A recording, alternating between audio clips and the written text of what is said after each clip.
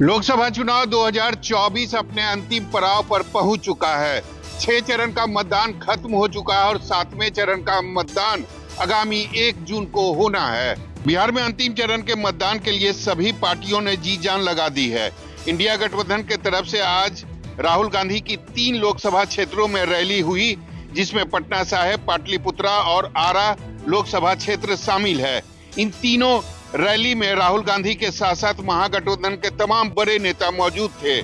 Rally में राहुल गांधी ने प्रधानमंत्री नरेंद्र मोदी पर जमकर हमला किया। राहुल ने कहा, हमारे प्रधानमंत्री 24 घंटा केवल 22 अरबपति लोगों के लिए काम करते हैं। प्रधानमंत्री नरेंद्र मोदी एक बार फिर बिहार दौरे पर आने वाले हैं। संभवतः उनकी जो रैली है वो जहानाबाद और नालंदा में आगामी 29 मई को होनी तय हुई है। कैमरामैन ऋषि के साथ सौरभ कुमार, पटना, न्यूज़ 24। लोकसभा चुनाव के 7वें चरण को लेकर बीजेपी अब पूरी ताकत लगाने जा रही है। स्टार प्रचारक प्रधानमंत्री नरेंद्र मोदी 7वें चरण के लिए बिहार, उत्तर प्रदेश, पश्चिम बंगाल और उड़ीसा में कई जनसभा करते हुए नजर आएंगे। आपको बता दें कि 7वें और अंतिम चरण के प्रचार में प्रधानमंत्री मोदी 28 मई को दोपहर 12 बजे झारखंड के दुमका, 2:30 बजे बारासात, 4 बजे जादवपुर में जनसभा को संबोधित करेंगे और शाम 6 बजे नेताजी सुभाष चंद्र बोस की प्रतिमा पर माल्यार्पण करेंगे। इसके बाद पीएम कोलकाता उत्तर में रोड शो करेंगे और शाम 7 बजे स्वामी विवेकानंद की प्रतिमा पर माल्यार्पण करेंगे। इस दिन रात में वह कोलकाता राजभवन में ही रुकेंगे। 29 मई को पीएम सुबह 11 बजे मथुरापुर, दोपहर 1 बजे मयूरभंज, दोपहर 2:30 बजे बालासोर और शाम 4:30 बजे केंद्रपाड़ा में चुनावी सभा को संबोधित करेंगे। प्रधानमंत्री से इतर बीजेपी के राष्ट्रीय नेताओं, जो कि स्टार प्रचारकों की सूची में शुमार है, यानी कि गृह मंत्री अमित शाह और राष्ट्रीय अध्यक्ष जेपी नड्डा, बिहार, उत्तर प्रदेश, पश्चिम बंगाल और उड़ीसा में पूरी ताकत लगाते हुए नजर आएंगे और कई जनसभाएं ये दोनों नेता करने वाले हैं और पार्टी के पक्ष में वोट मांगते नजर आएंगे। आखिरी दौर में बीजेपी कोई कमी नहीं रखना चाहती और पूरी ताकत के साथ चुनावी मैदान में अपने टॉप नेताओं को उतार रही है। कैमरामैन जहांगीर के साथ कुमार गौरव, न्यूज़ 24 दिल्ली। महाराष्ट्र में मनुस्मृति को लेकर एक बार फिर विवाद खड़ा हो गया है। दरअसल राज्य सरकार महाराष्ट्र के स्कूलों में कक्षा 3 से लेकर 12वीं तक के सिलेबस में भगवत गीता और मनुस्मृति के श्लोक को शामिल करने का विचार जो है वो कर रही है, जिसको लेकर विपक्ष राज्य सरकार पर हमलावर हो गया है। विपक्ष आरोप लगा रहा है कि राज्य सरकार स्कूल के सिलेबस में मनुस्मृति को शामिल करने की कोशिश कर रही है। एनसीपी शरद पवार गुट के नेता और विधायक जितेंद्र अवार ने सरकार को निशाने पर लेते हुए ऐलान किया है कि 29 मई को महाड़ जाकर डॉक्टर बाबा साहेब अम्बेडकर की तर्ज पर मनुस्मृति का दहन करेंगे। इतना ही नहीं, बीजेपी के सहयोगी और आरपीआई नेता रामदास आठवले ने भी इसका विरोध किया है। आठवले ने स्कूली शिक्षा मंत्री दीपक केसरकर से फोन पर बात की है और इसको लेकर आपत्ति जताई है, जिसके बाद स्कूली शिक्षा मंत्री दीपक केसरकर ने सफाई देते हुए कहा है कि राज्य सरकार स्कूल के सिलेबस में मनुस्मृति के श्लोक को शामिल नहीं करेगी। कैमरामैन संजय के साथ राहुल पांडे, न्यूज़ 24, मुंबई। मध्य प्रदेश में लोकसभा चुनाव के मतदान के बाद अब सीएम की यहां पर लाउड स्पीकर को लेकर सख्ती दिखाई दे रही है। मुख्यमंत्री डॉक्टर मोहन यादव ने 2 दिन पहले गृह विभाग को ये निर्देश दिए थे कि धार्मिक स्थलों पर तय पैमाने से ज़्यादा अगर लाउड स्पीकर बजाए जाते हैं उन्हें हटाया जाए, जिसके बाद उन्हें लगातार हटाया गया और पिछले 2 दिन में 3000 से ज़्यादा मध्य प्रदेश में लाउड स्पीकर हटा लिए गए हैं धार्मिक स्थलों से। इसको लेकर भोपाल से कांग्रेस विधायक आरिफ मसूद ने आपत्ति जताई की है। एक पत्र लिखा है डॉक्टर मोहन यादव को। आपको बता दें कि मध्य प्रदेश में इससे पहले भी लाउड स्पीकर हटाने को लेकर एक फैसला लिया गया था, लेकिन अभी पिछले 2 दिनों में जो सख्ती देखने को मिल रही है उसके बाद 3000 से ज़्यादा धार्मिक स्थलों से लाउड स्पीकर हटा लिए गए हैं। कैमरा पर्सन कमलेश व्यास के साथ विपिन श्रीवास्तव, न्यूज़ 24, मध्य प्रदेश। जम्मू कश्मीर में लोकसभा चुनाव खत्म हो चुके हैं। यहाँ पर वोटिंग हो गई है, लेकिन वोटिंग के पूरे हो जाने के बाद एक यहाँ पर चौंकाने वाला खुलासा सामने आया है। चुनाव आयोग में अधिकारियों द्वारा दी गई जानकारी से पता चला है कि जम्मू कश्मीर में इन लोकसभा चुनाव के दौरान पुलिस और दूसरी एजेंसियों द्वारा 100 करोड़ के करीब कैश, नकदी और शराब पकड़ी गई है, जो पहली बार जम्मू कश्मीर में देखा जा रहा है कि चुनावों के दौरान बड़े पैमाने पर कैश और शराब का इस्तेमाल किया गया है। हालांकि कश्मीर घाटी जो मुस्लिम मेजॉरिटी रीजन है, यहाँ पर कितनी शराब और कैश मिली है और जम्मू जो हिंदू मेजॉरिटी इलाका है वहाँ पर कितनी शराब मिली है, हालांकि इसको लेकर आंकड़े साफ नहीं हुए हैं। लेकिन जम्मू कश्मीर में ये पहली बार देखा जा रहा है कि शराब का इस्तेमाल चुनाव के दौरान चुनाव अपने हक में कराने की ये जो कवायद है पहली बार दिखाई दी है और इससे अलार्म भी बज गया है। और साथ ही साथ जो आने वाले समय में यहाँ पर विधानसभा के चुनाव होने हैं उसको लेकर भी चुनाव आयोग और दूसरी एजेंसियां सतर्क हो गई है। कैमरामैन मुजफ्फर रशीद के साथ आसिफ साहब श्रीनगर, न्यूज़ 24।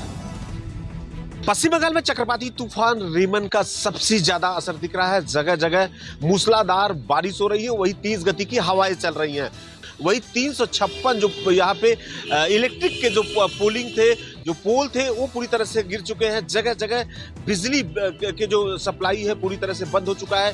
निचले इलाके में पानी जमा हुआ है। तो वही कोलकाता के ऐसे कई सड़कों पे पेड़ गिर चुके हैं, जहां पे कोलकाता कारपोरेशन की तरफ एनडीआरएफ की टीम लगातार काम कर रही है। उन पेड़ों को हटाने का काम किया जा रहा है। तेज गति की हवाएं चल रही है, मूसलाधार बारिश हो रही है। कोलकाता कारपोरेशन की तरफ से लाल बाजार की तरफ से हेल्पलाइन नंबर जारी किया गया है। लोगों से आग्रह किया गया है कि जरूरत ना हो तो लोग अपने घरों से ना निकले। फिलहाल जिस तरह से कोलकाता की स्थिति बनी हुई है, सभी जगहों पे पानी जमा हुआ है। लोग वहां पे जिस तरह से परेशानियों का सामना कर रहे हैं, लोगों से यही प्रशासन अपील कर रहा है कि लोग अपने घरों से रहे, सावधानी से रहे। प्रशासन इन पानी को किस तरह से कारपोरेशन निकालने की व्यवस्था कर रही है और पेड़ों को हटाने का भी काम चल रहा है। कैमरामैन पंकज के साथ मनोज पांडे, न्यूज़ 24, कोलकाता। महाराष्ट्र के कुछ जिलों में जहां लोग सूखे से परेशान हैं, तो वहीं कुछ जिलों में तूफान और बेमौसम बरसात ने लोगों को परेशान कर रखा है। इस तूफान और बेमौसम बरसात के चलते न सिर्फ बड़े पैमाने पे घरों को नुकसान पहुंचा है, बल्कि खेतों में खड़ी फसलों को भी नुकसान पहुंचा है। इस तूफान के दौरान हवाएं काफ़ी तेज चल रही थी, जिसके चलते कई मकान ढह गए। मकानों के ऊपर लगे टीन के छप्पर तक उड़ गए। यवतमाल के अरनी और महागांव तालुका सबसे ज़्यादा प्रभावित हुआ है। वहीं जलगांव जिले में भी बेमौसम बरसात ने काफ़ी तांडव किया। बेमौसम बारिश के कारण केलों के पेड़ों को बड़े पैमाने पर नुकसान पहुंचा है। जामनेर तालुका के कापूसवाड़ी, देउलगांव, फतेहपुर जैसे कई गांव तूफान के चपेट में आ गए। इससे किसानों को काफ़ी नुकसान पहुंचा। पहले ऐसे अटकलें लगाई जा रही थी कि बंगाल के रेमल के असर के चलते महाराष्ट्र में तूफान आया हो, लेकिन अब मौसम विशेषज्ञ की माने तो रेमल और महाराष्ट्र में इस तूफान का कोई लेना देना नहीं है। कैमरा पर्सन अचल सिंह के साथ अंकुश जायसवाल, न्यूज़ 24 मुंबई। राजस्थान में प्रचंड गर्मी का कहर लगातार बढ़ता ही जा रहा है। नौतपा के 2 दिन पूरे हो चुके हैं और ऐसे में गर्मी का प्रकोप कम होने का नाम नहीं ले रहा। पारे की यदि बात की जाए तो लगातार पारा दिन का और रात का बढ़ता ही जा रहा है। सबसे ज़्यादा परेशानी वाली हालत राजस्थान के रेगिस्तानी इलाकों में है। फलोदी की यदि बात की जाए तो जोधपुर में आने वाले फलोदी में सबसे ज़्यादा देश का तापमान दर्ज किया गया है। यहाँ पर 49 डिग्री सेल्सियस को पारा पार कर गया है, जबकि जैसलमेर, बाड़मेर और बीकानेर में भी कुछ इसी तरह के हालात हैं। लोगों को बेहाल कर रखा है इस पूरे भीषण गर्मी ने। वैसे भी देखा जाए तो मौसम विभाग की ओर से साफ कह दिया गया है कि आगामी 29 तारीख तक पारे में किसी तरह की कोई गिरावट नहीं आएगी, यानी कि गर्मी का कहर लोगों को परेशान करता नजर आएगा। हालांकि कुछ एक जिले में देखा जाए तो कल तेज आंधी के साथ हल्की फुल्की बौछारें गिरी थी, जिनमें जोधपुर, पाली भी शामिल है, लेकिन इसने तापमान को और भी ज़्यादा बढ़ाकर रख दिया है और गर्मी से लोग बेहाल नजर आ रहे हैं। कैमरामैन विक्रम सिंह भाटी के साथ श्रीवत्सन, जयपुर, न्यूज़ 24। बिहार में इस वक्त भीषण गर्मी पड़ रही है, आसमान से आग बरस रहे हैं। लेकिन ऐसे हालात में शिक्षा विभाग के एक तुगलकी फरमान से स्कूली छात्र छात्राओं ही नहीं बल्कि शिक्षकों पर भी भारी पड़ रहा है। दरअसल बिहार में शिक्षा विभाग ने अपने फरमान से 16 मई से स्कूलों को खोल दिया है। इस समय स्कूल खोला गया है जब मौसम विभाग ने भीषण गर्मी की चेतावनी दी थी और फिलहाल इन स्कूलों में सुबह 6 बजे से लेकर दोपहर 12 बजे तक क्लास चल रहे हैं। आलम है कि शिक्षा विभाग के इस तुगलकी फरमान का पालन करने में कई स्कूली छात्र बीमार पड़ रहे हैं। शनिवार को बिहार के कई इलाकों में ऐसे मामले सामने आए जहां पर 1 दर्जन से ज़्यादा स्कूली छात्र छात्राएं स्कूल में ही बेहोश हो गए हैं। बच्चों की इन हालात को देखते हुए बिहार के राज्यपाल ने सरकार को पत्र भी लिखा था कि स्कूलों के समय में कम से कम बदलाव किया जाए, नहीं तो जून के पहले सप्ताह तक स्कूलों को बंद किया जाए। लेकिन शिक्षा विभाग उनका आदेश मानने को तैयार नहीं है और ऐसे हालात में अब स्कूली छात्र भगवान भरोसे ही रह रहे हैं। कैमरामैन सनी के साथ अमिताभ ओझा, पटना न्यूज़ 24। जम्मू में गर्मी का प्रकोप लगातार बढ़ता जा रहा है। आसमान से ऐसा लग रहा है कि मानो आग बरस रही हो। रही सही कसर लू की थपेड़े पूरी कर रही हैं। जम्मू वासी इस गर्मी से बचने के लिए तरह तरह के उपाय कर रहे हैं, लेकिन सड़कों पे आवाजाही बेहद कम दिखाई दे रही है क्योंकि गर्मी बेहद ज़्यादा है। जम्मू डिवीज़न के भद्रवाह की बात की जाए, वहाँ पर गर्मी ने 23 साल का रिकॉर्ड तोड़ दिया है। हर किसी की यही कोशिश है कि इस भीषण गर्मी से कुछ राहत जो है मिल सके, लेकिन लगातार जो गर्मी है वो बढ़ती जा रही है। ये ज्वेल चौक का इलाका है, यहाँ पर बेहद ज़्यादा ट्रैफिक होती है, लेकिन आप देखिए कि गर्मी की वजह से जो लोग हैं, जो वाहन चालक हैं, जो गाड़ियाँ हैं, वो भी बेहद कम दिखाई दे रही हैं। लोग जो है गर्मी से त्राही त्राही कर रहे हैं, लेकिन लगातार गर्मी बढ़ती जा रही है। मौसम विभाग की माने तो आने वाले और जो चंद दिन है गर्मी इसी तरह से बेहद ज़्यादा पड़ सकती है। कैमरामैन पवन के साथ पंकज शर्मा, न्यूज़ 24 जम्मू। पुणे में पोर्स गाड़ी से 2 IT इंजीनियर को कुचलने के मामले में पुणे क्राइम ब्रांच ने जांच तेज कर दी है। क्राइम ब्रांच ने इस मामले में 2 डॉक्टरों को गिरफ्तार किया है। ये डॉक्टर ससून हॉस्पिटल के फोरेंसिक डिपार्टमेंट के हैं। बताया जाता है कि इन डॉक्टरों ने आरोपी का ब्लड सैंपल बदला और सबूतों से छेड़छाड़ की। इसके बदले में डॉक्टरों को 3 लाख की रिश्वत दी गई। इससे पहले इस मामले में 2 पुलिस वालों को भी सस्पेंड किया गया है। इन पुलिस वालों ने एक्सीडेंट के बाद पुलिस कंट्रोल को जानकारी देर से दी थी। अगर इस पूरे मामले को देखें तो इस मामले में अब तक आरोपी के पिता, इसके अलावा उसके दादा सहित 9 लोगों की गिरफ्तारी हो चुकी है और आरोपी इस समय बाल सुधार गृह में है। कैमरामैन सुनील के साथ इंद्रजीत सिंह, न्यूज़ 24 मुंबई।